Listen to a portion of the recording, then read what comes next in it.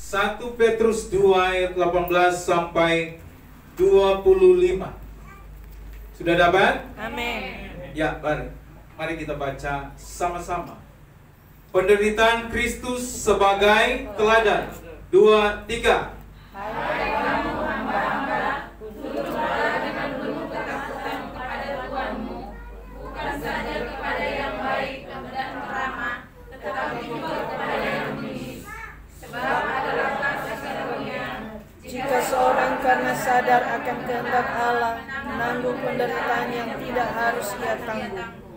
Sebab dapatkah disebut pujian jika kamu menderita pukulan karena kamu berbuat dosa? Tetapi jika kamu berbuat baik dan karena itu kamu harus menderita, maka itu adalah kasih karunia Allah. Sebab untuk itulah kamu dipanggil, karena Kristus pun telah menderita untuk kamu dan telah meninggalkan teladan bagimu, supaya kamu mengikuti jejaknya. Ia tidak berbuat dosa dan tidak ada dalam tubuhnya. Ketika ia tidak membalas dengan mencaci maki. Ketika ia menderita, ia tidak mengancam, tetapi ia menyerahkannya kepada Dia yang menghakimi dengan adil. Ia sendiri telah memikul dosa kita di dalam tubuhnya di kayu salib, supaya kita yang telah mati terhadap dosa hidup untuk kebenaran. Oleh bilur-bilurnya kamu telah sembuh. Sebab dahulu kamu sesat seperti domba, tapi sekarang kamu telah kembali kepada gembala dan pemelihara jiwa. Amin. Puji Tuhan, silakan duduk. Pagi hari ini tema khotbah adalah penderitaan Kristus sebagai teladan. Jadi penderitaan Kristus sebagai teladan, artinya teladan apa yang harus kita ikuti, apa yang harus kita contoh. Kalau bahasa Inggrisnya like father, like son. Katanya apa yang dibuat oleh ayah itu akan turun kepada anak. Apa yang dilakukan ayah itu akan ditiru oleh anak. Saya menonton satu film pendek di sosial media. Ketika seorang ayah dia memarahi istrinya di depan anaknya. Anaknya itu masih kecil dan dia melihat contoh dari ayahnya marah sama ibunya. Maka dengan bertumbuh, bertambah usia, anak ini makin jadi remaja. Maka ketika dia di remaja, teman-teman sebayanya dia bisa marah. Kenapa? Karena ternyata contoh figur itu sangat menentukan kepada anak-anak kita. Jangankan orang lain, kepada putra-putri kita akan melihat satu contoh. Nah, Alkitab berkata penderitaan Kristus sebagai teladan. Ayat pertama berkata, hai kamu hamba-hamba, tunduklah dengan penuh ketakutan kepada Tuhan. Tunduk berarti bicara merendahkan hati kita kepada Kristus sebagai pemimpin kita, sebagai Tuhan kita. Maka kita berkata, hai hamba-hamba, tunduklah. Sama seperti seorang komandan kepolisian. Anak buah itu dalam keadaan apapun ketika pemimpinnya akan berkata, kamu ke sini, selalu dia akan berkata, siap. Dalam keadaan lagi makan pun, ketika komandannya panggil, asisten ke sini, selalu mereka siap. Apapun itu. Saya perhatikan ya, bahwa presiden kita Jokowi ini hanya hanya lirikan matanya, itu Pas Pampres sudah tahu apa maksudnya. Karena apa? Pas Pampres ini hari-hari sudah dengan beliau, setiap detik sudah dengan beliau.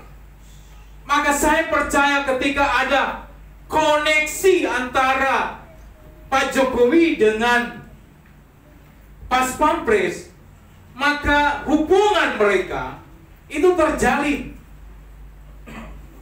Sama halnya ketika hubungan kita dengan Tuhan terjalin, maka kita mengerti apa maunya Tuhan, apa yang Tuhan inginkan bagi saya. Saudara yang dikasihi Tuhan, anak kami Stephen ini tinggalkan Bogor kemarin Januari akhir. Berarti dia Februari, Maret, April, Mei, Juni, 5 bulan kita cuma ketemu di handphone saja. Tetapi ternyata ketemu secara virtual itu berbeda dengan ketemu secara langsung. Sangat-sangat berbeda. Sekalipun setiap hari kami video call, setiap hari kami teleponan, tapi ternyata tidak bisa disembunyikan hati seorang ayah, hati seorang ibu, nggak bisa disembunyikan. Maka saya mulai memikirkan, mungkin itulah yang terjadi kepada ibu saya di kampung, di Manado. Bertahun sudah lama saya nggak pulang, cuma lewat video call. Kangen ada, ini baru 5 bulan loh. Saya membayangkan, itulah hati Tuhan dengan kita. Tuhan sedang menunggu kita, tapi kadang-kadang kita pikir, apa? Saya nggak butuh Tuhan. Padahal Tuhan sudah bilang, anakku, saya rindu, kangen saya. Orang tua kalau sudah nak kangen sama anak, hati-hati, berarti ada something wrong. Orang tua kalau sudah nggak cinta sama anak, berarti ada sesuatu yang salah di sana.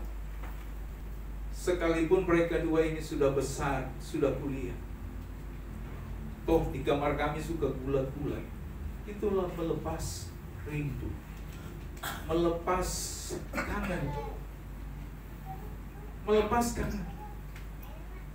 Saya berpikir itulah Tuhan. Kadang-kala Tuhan berkata, kamu sudah terlalu sibuk pelayanan, sibuk dengan pekerjaan. Tapi Tuhan bilang, saya butuh, mau peluk kamu. Saya kangen sama kamu. Karena kamu terlalu disibukkan dengan urusan-urusan. Yang bahasa politik sekarang, cawe-cawe, remeh-temeh, yang gak jelas, urusan yang hanya memikirkan dunia ini. Tapi kamu lupa, ada Bapamu di sorga. Hati Tuhan itu sedang menunggu saya dan saudara untuk datang sama Tuhan. Secelek apapun anak kita, tapi ketika dia kembali ke rumah Tuhan, Tuhan mengasihi dia. Sama seperti anak yang terhilang kan, dia pergi, dia minta harta warisan, dia hidup berfoya-foya. Tapi ketika ayahnya dengar dia pulang, dibuat pesta yang luar biasa. Lihat, Bapak kita sedang menunggu saya dan saudara untuk mau berkata, sini, dekat dengan penderitaan Kristus sebagai teladan. Dikatakan, tunduklah dengan penuh ketakutan kepada Tuhanmu. Tuhan kita siapa? Adalah Kristus. Bukan saja kepada yang baik dan peramah, tetapi juga kepada yang bengis. Pemimpin aja yang tidak takut akan Tuhan, disuruh kita untuk tunduk sama dia. yang tidak takut Tuhan loh, yang bengis. Saudara masih ingat perumpamaan seorang janda yang datang sama hakim yang tidak mengenal Tuhan? Itu hakim yang tidak mengenal Tuhan loh. Tapi karena janda ini datang terus menerus, akhirnya luluh hakim ini yang tidak mengenal Tuhan. Sampai dia berkata, saya mengabulkan permohonan dia. Artinya, tunduk itu ya kita mesti tunduk. Bukan hanya kepada yang baik, tapi kepada yang tidak baik juga. Sama seperti kisah perwira di Kapernaum. Ini perwira loh, punya kedudukan, punya pasukan. Tapi begitu dia datang sama Yesus, saudara lihat apa yang dia lakukan. Dia berlutut. Ini satu contoh. Sekalipun engkau punya kedudukan, punya jabatan, ketika datang sama Tuhan, engkau tetap, engkau dan saya, sekalipun saya pendeta punya jabatan, tapi saya harus berlutut di hadapan Tuhan, tunduk pada Tuhan. Karena segala sesuatu yang melekat di saya itu tidak ada apa-apa. Perwira ini menunjukkan satu contoh. Dia datang, dia berkata, padahal yang sakit bukan dia, hamba loh, pasuruh yang sakit. Tapi dia rela datang kepada Yesus. Dia berkata, Tuhan, tolong katakan sepatah kata aja, karena hambaku sedang terbaring sakit. Perwira ini tidak bilang begini, Yesus, tolong datang di rumah saya. Oh, kalau Yesus seperti cara berpikir orang dunia, mungkin perwira ini bilang, Yesus, ayo datang, saya kawal, nggak akan macet. Saya pakai provider, pengawal untuk membuka jalan. Yesus datang sembuhkan. Tapi enggak, ternyata ini perwira ini berkata, Yesus, katakan saja sepatah kata. Perwira ini apa? Dia tidak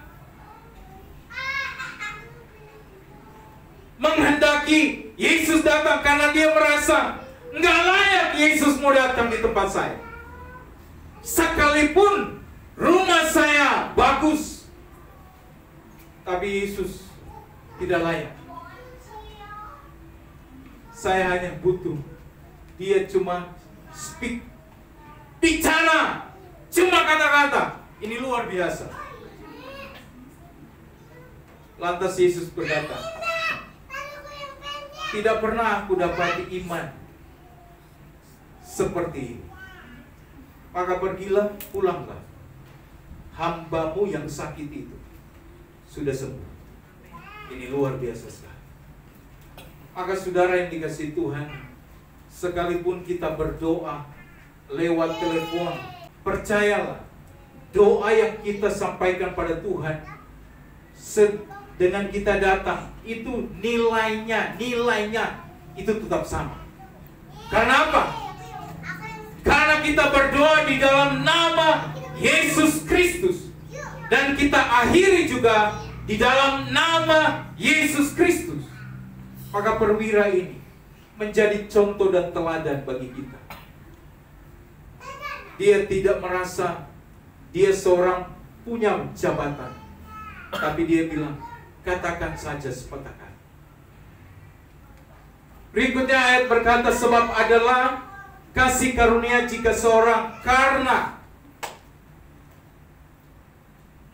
apa ini? Sadar akan kehendak Allah, menanggung penderitaan yang tidak harus ia tanggung. Jadi kasih karunia Tuhan, sebab adalah kasih karunia. Kasih karunia Tuhan itu ada bagi saya dan saudara. Dan dijelaskan bahwa jika seorang karena sadar akan kehendak Allah, menanggung penderitaan. Jadi seharusnya dia tidak berbuat salah, tapi dia harus menanggung sama Tuhan, karena dia percaya sama Tuhan, dia dikucilkan. Kristen, pemakan babi. Itu kan hal-hal yang harusnya dia nggak tanggung gitu loh. Tapi karena kepercayaan kita sama Kristus, di komplek kami aja saya mau beli gas. Saya bilang karenanya, ada gas di warung? Ada. Tapi dia tanya, Om, Kristen apa? Oh, kalau Kristen 22, kalau agama sebelah 20. Ih, luar biasa. Terus saya bilang gini, nggak pernah akan miskin lah saya dengan 2000 perak itu. Udah nggak apa-apa lah, bayar. Cuma dari sana saya lihat konsep mereka berpikir. Kalau orang tidak seiman, harganya beda. Nggak apa-apa lah. Itu yang kita tanggung. Kenapa? Karena sebagai orang yang percaya sama Tuhan. Mungkin di sekolah-sekolah negeri ada satu pendeta dilapor anaknya, anak jemaat kami di salah satu sekolah, Pak Yones, dia dihina, dibully. Itu anak itu sampai pulang, dia bilang sudah nama sekolah. Kenapa nama sekolah? Dia bilang, Tuhannya telanjang. Jangan dengar dia. Dia kan makan babi. Jadi anak ini karena Tuhannya dihina, maka dia merasa bahwa dia dikucilkan. 10 orang melawan 1. Karena berbeda anak-anak kita. Diejek, diomongin orang. Wah, di tempat kerja ini banyak cara-cara. Tapi jangan takut. Jangan takut. Kami juga di lorong kami, mereka suka bilang gini, oh lorong ini mah banyak Kristen, tapi kalau di bawah banyak mereka. Loh, ini sudah mulai mengkotak-kotakan. Tapi nggak apa-apa lah. Ini yang harus kita tanggung. Nggak apa-apa. Kita diomongin, kita dijauhi, tidak mau berteman, nggak apa-apa. Memang ini yang harus kita tanggung. Sebab dapatkah disebut pujian jika kamu menderita pukulan karena kamu berbuat dosa? Tapi kalau kita menderita, kita orang Kristen yang namanya Yohanes, tapi Yohanes pencuri, terus dipukuli, maka ini ayat ini berlaku. Kalau saya menderita karena kesalahan saya mencuri, maka saya mempermalukan nama Tuhan saya, dan wajar saya ditempeleng, ditendang, dihina, itu wajar. Tetapi yang tulisan warna putih ini kita baca sama-sama. 2, 3. Tetapi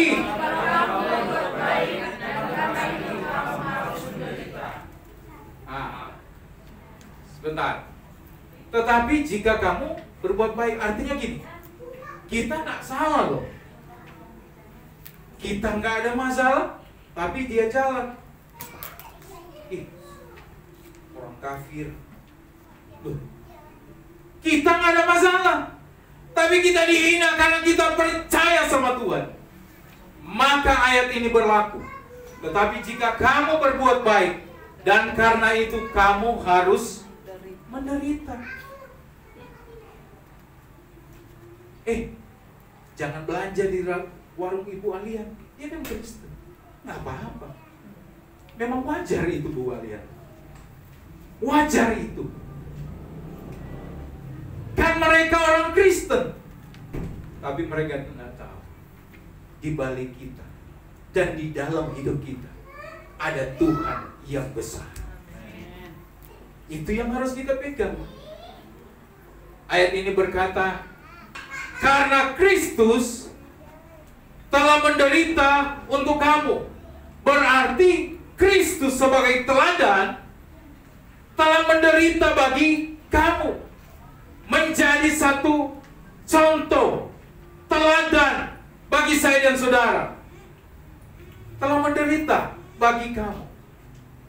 Dan telah meninggalkan teladan bagi kamu.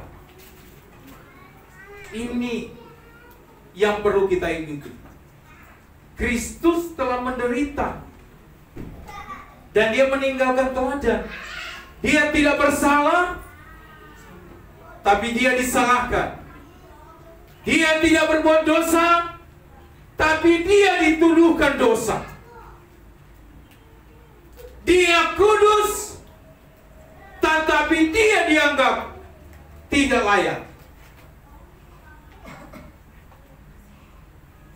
Maka mereka berkata, salibkan dia, salibkan dia. Padahal orang banyak yang menyuruh untuk menyalibkan Yesus adalah mereka yang pernah dan melihat mujizat-mujizat yang Yesus lakukan. Maka jangan pernah kaget, saudara, kalau suatu saat engkau berkata, padahal itu Pak masih saudara saya, tapi kok dia jelek-jelekan saya ya? Tapi Pak, waktu dia susah dulu saya pernah tolong dia. Saudara pernah dengar kan? Kok saya ditusuk dari belakang ya? Itu kan istilah kan? Benar nggak? Jumpa, tapi mulutnya Pak di depan, apa kabar? Tapi di belakang dia jelek-jelekan saya. Yesus juga begitu. Ditanya, siapa yang kita mau bebaskan? Yesus orang Nazaret ini atau Yesus Barabas ini? Siapa yang kita mau bebaskan? Tapi orang banyak yang pernah melihat mujizat Tuhan, yang pernah melihat kuasa Tuhan dinyatakan, mereka berkata, Barabas, Barabas, Barabas. Lihat, orang lebih memilih membebaskan penjahat itu daripada Yesus Kristus. Itu teladan. Satu saat ketika dalam hidup ini, itulah teladan Yesus. Satu saat apa yang terjadi sama saudara, saudara sudah baik, saudara tidak melakukan apa-apa, tapi ketika ada tangan-tangan orang menuduh saudara yang tidak-tidak, percayalah apa yang dikatakan Ahok, 1000 tangan boleh menunjuk saya, tapi ada satu tangan yang akan mengangkat saya. Tangan siapa itu? Tuhan. Amin. Amin. Saya kasih tunjuk sih. Ini waktu Ahok itu di demo, itu Ahok itu cuma gara-gara dia ngomong soal ayat itu, tapi di demo beribu bahkan jutaan orang. Tangkap dia, tangkap dia. Sampai kita juga lihat, wih, luar biasa, tekanan luar biasa. Jutaan orang datang memenuhi Monas itu sampai di Jalan Sudirman tertutup hanya untuk satu orang namanya Ahok harus digulingkan, harus dipenjara. Tapi lihat saudara, waktu Ahok di pengadilan itu dia berkata, siapa yang mencelimi saya, dia akan berhadapan dengan Tuhan. Betul. Saya nggak mau bilang apa, memang mati orang bisa mati semua. Tapi Tuhan mulai tunjukkan. Tunjukkan apa?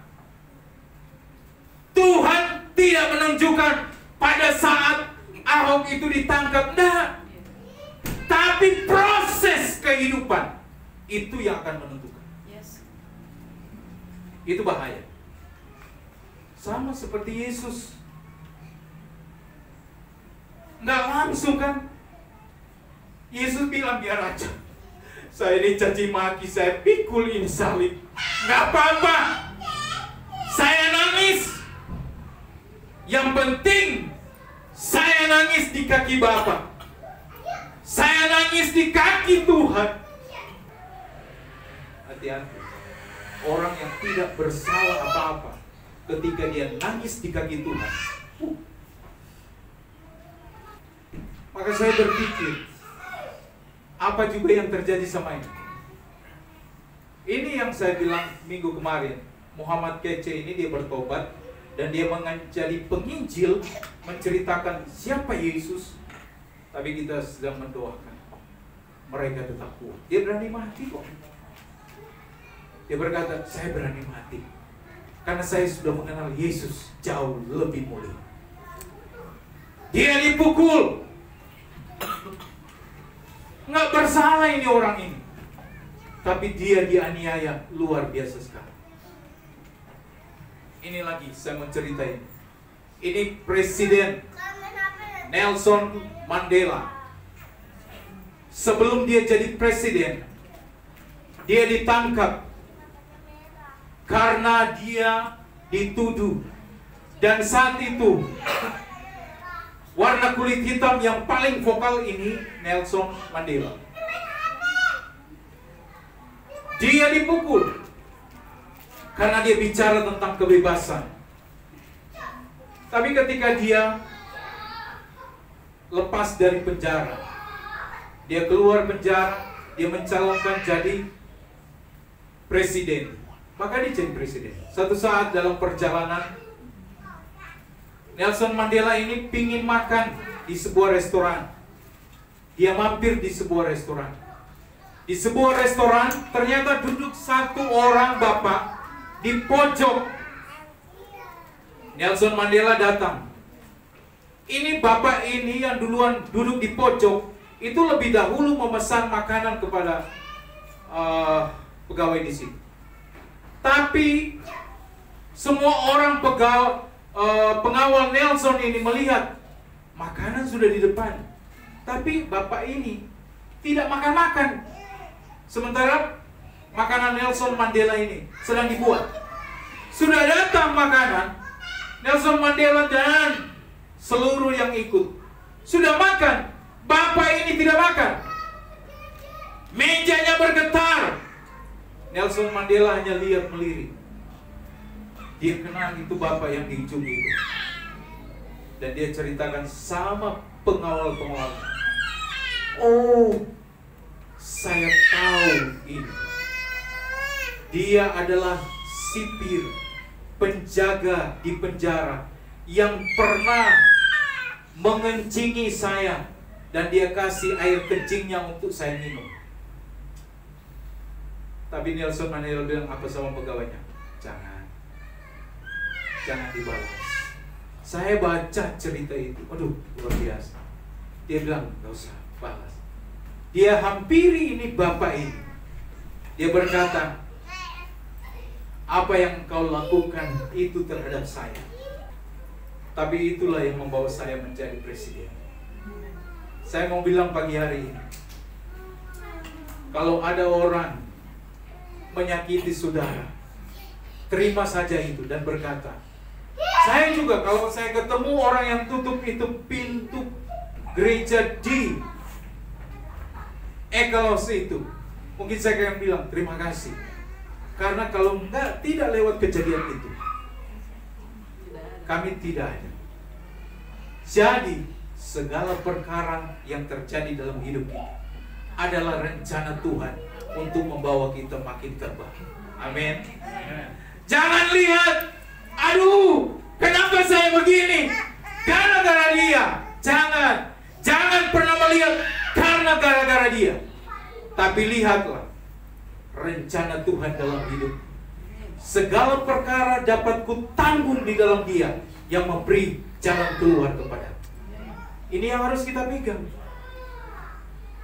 Ketika ia dicaci maki, apakah Yesus balas dengan caci maki? Enggak. Waktu mereka bilang, kamu begini, Yesus enggak balas loh. Ketika ia menderita, Ia tidak mengancam, nggak bilang awas lo ya, saya bangkit dari kubur, nggak sisa kamu, jadi abu kamu. Tapi Yesus nggak bilang begitu. Dia telan itu. Maka kekuatan orang yang percaya sama Tuhan, kekuatan kita bukan backingan, tapi kekuatan kita ketika kita lipat tangan, berlutut, dan berdoa sama Tuhan. Di saat ku tak berdaya, kuasa-Mu yang sempurna. Ketika ku berdoa, mujizat itu nyata.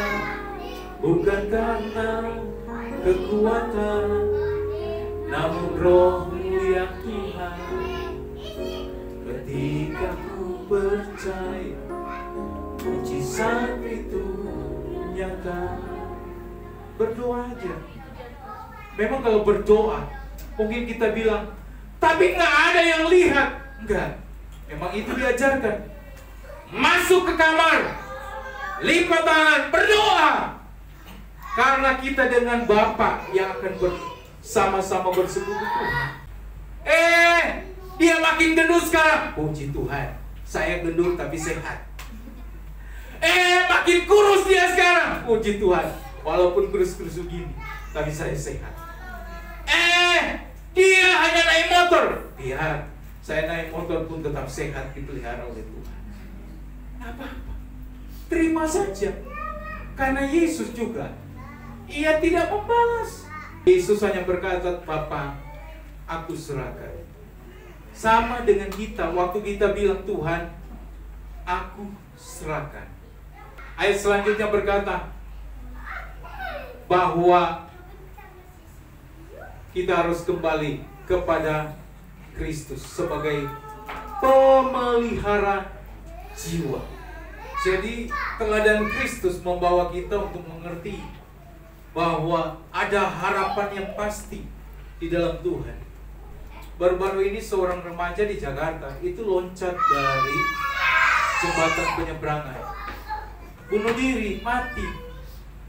Karena apa? Seperti tadi dikatakan, dia terperangkap pada masalah. Dia diputuskan oleh pacarnya. Terperangkap. Banyak orang terperangkap di situ. Kalau anak muda ketika putus nggak mau makan, rugi. Makan. Emang cuma dia tuh cewek? Emang cuma dia tuh cowok? Masih banyak. Amin. Gagal dengan satu orang berbisnis. Percaya, Tuhan sudah siapkan pebisnis yang jauh lebih besar akan kerjasama dengan saya. Itu harus kita percaya. Paling penting mindset ini. Ini loh. Ini. Kita harus bangkit. Kristus kasih teladan. Di Amerika ada seorang yang stroke. Ternyata dokter bawa ini, bapak ini di pinggir kolam. Pelan-pelan, ayo Pak kita latihan jalan. Orang stroke kan bisa jalan. Lantas apa? Dokter ini dengan sengaja dia dorong bapak ini di kolam renang. Tas. Ketika dia dorong, maka ada satu tenaga luar biasa dari bapak ini. Dia takut tenggelam, maka dia gerakkan tangan. Yang tadinya tangannya sudah tidak bisa apa. Lihat, siapa yang bisa menggerakkan itu? Sendiri. Kamu sendiri, tidak bisa orang lain. Kita hanya bisa mendorong, memotivasi. Tapi kalau dari diri sendiri tidak mampu, enggak. Saya mesti kuat. Saya mesti kuat. Waktu orang bilang lemah, kamu harus katakan, saya kuat, saya bisa, saya percaya Tuhan akan memberikan kekuatan bagi saya. Ikuti teladan Kristus. Dia pikul salib itu sampai di Golgota. Dia akhiri itu.